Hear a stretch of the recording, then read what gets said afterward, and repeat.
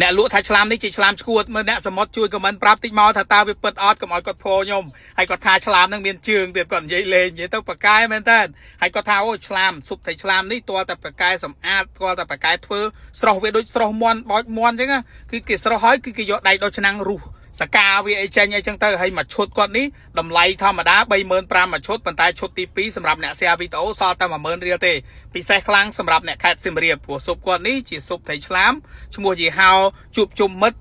តស៊ុបថៃឆ្លាមនិងសាច់អាំងដែលមានសាខានៅសៀមរាបអ្នកនៅកំពង់សោមគេស្គាល់ហើយព្រោះគាត់បើកនៅកំពង់សោម10ជាងឆ្នាំដែរហើយគាត់មកដល់សៀមរាបនេះបានជាងប្រហែលឆ្នាំហើយអ្នកសៀមរាបភាគច្រើនគេចង់ញ៉ាំស៊ុបថៃឆ្លាមគឺតែងតែមកហាងជួបជុំមិត្តនេះឯងហើយឥឡូវគឺគាត់មានអាប់ដេតទីតាំងមានដាក់កាហ្វេដាក់អីដេកស្អាតរបៀប camping បោះតង់អីចឹងទៅលយបើគាត់និយាយទៅសម្រាប់អ្នកនៅសៀមរាបឲ្យតែគេនឹកឃើញស៊ុបថៃឆ្លាមគឺគេតែងតែមកហ្នឹងហើយអញ្ចឹងសម្រាប់អ្នកទាំងអស់គ្នាដែលទៅលេងខេត្តសៀមរាបអ្នកភ្នំពេញយើងទៅដល់កុំភ្លេចទៅសារទៅភ្លក់កន្លែងគាត់គឺទំនងណាអញ្ចឹងសម្រាប់ស៊ុបថៃឆ្លាមដែលគាត់ប្រើថៃឆ្លាមប្រភេទស្រស់ៗកំងមកពីកំពង់សោមនេះគឺគាត់ជំនាញមែនតើខ្ញុំទៅដល់ផ្នែកចក្រានរបស់គាត់គឺព្រឹកឡើងអីគឺគាត់ត្រូវកំងថៃឆ្លាមហ្នឹងយកមកធ្វើលាងសម្អាតស្រស់ដើម្បីកាត់ជាកង់ដាក់ខ្លះសេទូទឹកកកអីមកអែមអញ្ចឹងសម្រាប់ថៃឆ្លាមគឺត្រូវតែមានវិធីសាស្ត្រក្នុងការធ្វើទាល់តែបកែធ្វើមិនមែនលំទេព្រោះតែលំគឺដឹងតែឆ្អាបងោងញ៉ាំអត់កើតទេហើយសាច់វាគ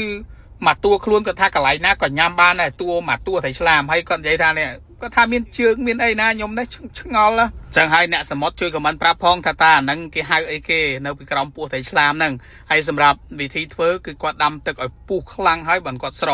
ស់ហើយពេលគាត់យកមកដោះសម្អាតមកតង់អញ្ចឹងតើតែភ្លើងវាពុះមកតង់ទៀតបានគាត់ស្រស់ទៀតនិយាយទៅវិធីសាស្ត្ររបស់គាត់ហើយគាត់ថាបើស្រស់គឺស្រស់អត់មានស្រស់ខ្លាំងពេកទេតែស្រស់ខ្លាំងពេកវារឹងវាអីណាអញ្ចឹងទៅក្បួនគេខ្ញុំមិនសូវដឹងទេគាត់ថាវិធីធ្វើខ្ញុំឃើញថាមិនស្រួលធ្វើទេអាថៃឆ្លាមនេះគាត់ថាវាងាយជាងត្រង់ថាមិនចាំបាច់សក់សកាសក់សកៃអីណាឲ្យពិបាកអីទេគាត់ថាមកតួខ្លួនថៃឆ្លាមហ្នឹងគឺផ្នែកណាក៏ញ៉ាំបានផ្នែកណាក៏មានតម្លៃដែរហើយប្រភេទឆ្លាមនេះគាត់ថាវាអត់សូវធំទេវាល្មមអញ្ចឹងណាចឹងហើយបានគេហៅឆ្លាមវាថាឆ្លាមឈួតអញ្ចឹងឈ្មោះវាតែពេលខ្ញុំលឺខ្ញុំភ្ញាក់តែឆ្លាមឈួតមិនចេះឆ្លាមហ្នឹងក៏ដោយសារតែវាមិនសូវធំបានគេហៅអញ្ចឹងឬក៏បែបម៉េចជួយខមមិនប្រាប់ផងអ្នកសមុទ្រព្រោះខ្ញុំអត់សូវដឹងព្រោះអីខ្ញុំឃើញគេលក់ភាគច្រើនគឺຂະຫນາດវាទំហំប៉ុណ្្នឹងឯងអត់សូវឃើញរបៀបថាយើងធ្លាប់តែឮឃើញក្នុងវីដេអូឃើញអីថាឆ្លាមវាធំអញ្ចឹងអាហ្នឹងពូជផ្សេងឬក៏មិនពូជនេះគេហៅពូជអីគេអញ្ចឹងអ្នកដែលដឹងប្រវត្តិជួយខមមិនប្រាប់ផងហើយសម្រាប់វិធីសាស្ត្រក្នុងការធ្វើសាច់របស់វាចេញមករបៀបមើលទៅវាផុយវាឆាប់ផុយហើយផ្នែករបស់វាណាក៏របៀបអត់មានសល់ទេនិយាយទៅញ៉ាំបានទាំងអស់រសតាដូចក្អែលវាខាងលើនឹងចេញទៅកាប់ជាកង់ជាដុំដាក់ចានលក់បានទាំងអស់គ្រប់ផ្នែកគ្រប់កន្លែងគ្រប់និយាយទៅអត់មានសល់ហ្មងមកតួខ្លួនថៃឆ្លាមគាត់ថាហើយសម្រាប់មួយឈុតរបស់វាគឺគាត់រៀបចំដាក់ចានដេកយ៉ាងមកស្អាតចឹងសម្រាប់អ្នកទាំងអស់គ្នាដែលចង់ញ៉ាំជាឈុតតម្លៃគាត់គឺ 35,000 ហើយពិសេសមែនតើសម្រាប់អ្នកដែល share វីដេអូហ្នឹងគឺនឹងទទួលបានតម្លៃ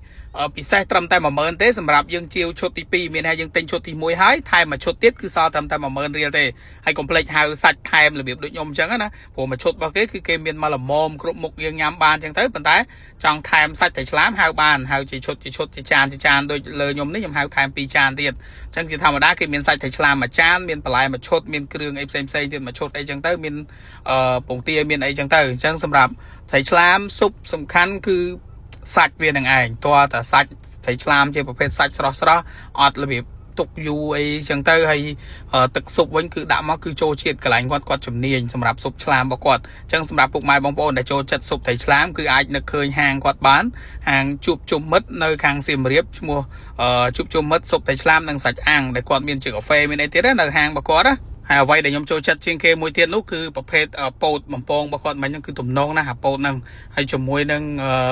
បាយលីងរបស់គាត់ហ្នឹងកែមដែរបាយឆាគាត់របៀបលីងហ្នឹងឆ្ងាញ់មែនតើ3មុខហ្នឹងពិសេសសម្រាប់ខ្ញុំហើយគាត់ក៏មានជាប្រភេទសាច់អាំងដែលសម្រាប់ promotion រៀងរាល់ថ្ងៃសុក្រពុកម៉ែបងប្អូនដែលមករៀងរាល់ថ្ងៃសុក្រគាត់មាន promotion គ្រប់ឈុតចុះជូន 10,000 រៀលមិនថាសាច់អាំងមិនថាជាប្រភេទស៊ុបគឺគាត់ចុះ 10,000 រៀលជូនអញ្ចឹងតម្លៃមួយឈុត 35,000 ចុះនៅសល់ 25,000 ហើយបើថាជាប្រភេទសាច់អាំងវិញគឺគាត់មានឈុត1គីឡូ 7,000 ហើយនិងកន្លះគីឡូ 4,000 អញ្ចឹងគឺពិសេសខ្លាំងមែនតើសម្រាប់អ្នកដែលនៅសៀមរាបអាចចង់សាកចង់ភ្លក់ឬក៏ថាអ្នកទៅពីភ្នំពេញអីចង់ញ៉ាំអីកុំភ្លេចនឹកឃើញដល់ស៊ុបសាច់អាំងនៅហាងជួបជុំមិត្តដែលគាត់មានស៊ុបឆ្លាមក៏ដូចជាសាច់អាំងយ៉ាងទំនងហើយគាត់មានជាបុកល្ហុងមានជាអីទៀតសម្បូរបែបខ្លាំងអញ្ចឹងពីខ្ញុំវាប៉ុណ្្នឹងឯងបាយ